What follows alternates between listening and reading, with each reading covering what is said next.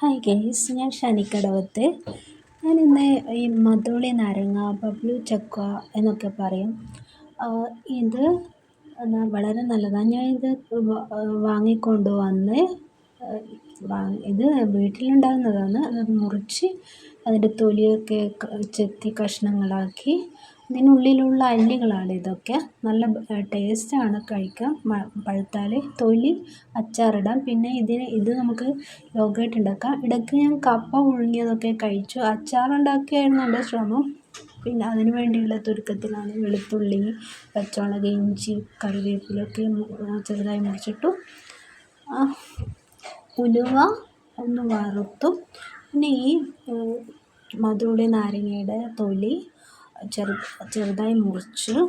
പിന്നെ ഉലുവ ഒന്ന് വറുത്തു. അതിന് ശേഷം അതിലേക്ക് മഞ്ഞൾ, ഉപ്പ്, അച്ചാർ പൗഡർ, മുളക് പൊടിയൊക്കെ ചേർത്ത് ഈ തൊലി കുഴച്ച് വെച്ചു. അത് കുഴക്കുന്നതിന് മുമ്പ് അതൊന്ന് ആവിയിൽ വേവിച്ചെടുക്കണം.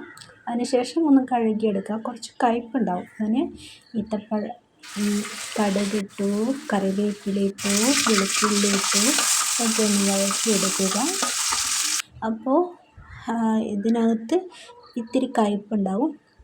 അതിനുശേഷം ഈ തയ്യാറാക്കി വെച്ചിരിക്കുന്ന മധുളി നാരങ്ങ അല്ലെങ്കിൽ ബബ്ലു നാരങ്ങയുടെ തൊലി നന്നായിട്ട് കൂട്ട് തയ്യാറാക്കി വെച്ചിരിക്കുന്നുണ്ടല്ലോ, അത് ഇതിനകത്തിട്ട് വഴറ്റുക. നന്നായി വഴറ്റിയെടുക്കുക. ഇതിനകത്ത് ഈത്തപ്പഴമോ അല്ലെങ്കിൽ പഞ്ചസാരയോ, ഈത്തപ്പഴം ചതച്ചതോ അല്ലെങ്കിൽ പഞ്ചസാരയോ ചേർക്കാം. നമ്മുടെ അച്ചാർ റെഡി. ഓക്കെ.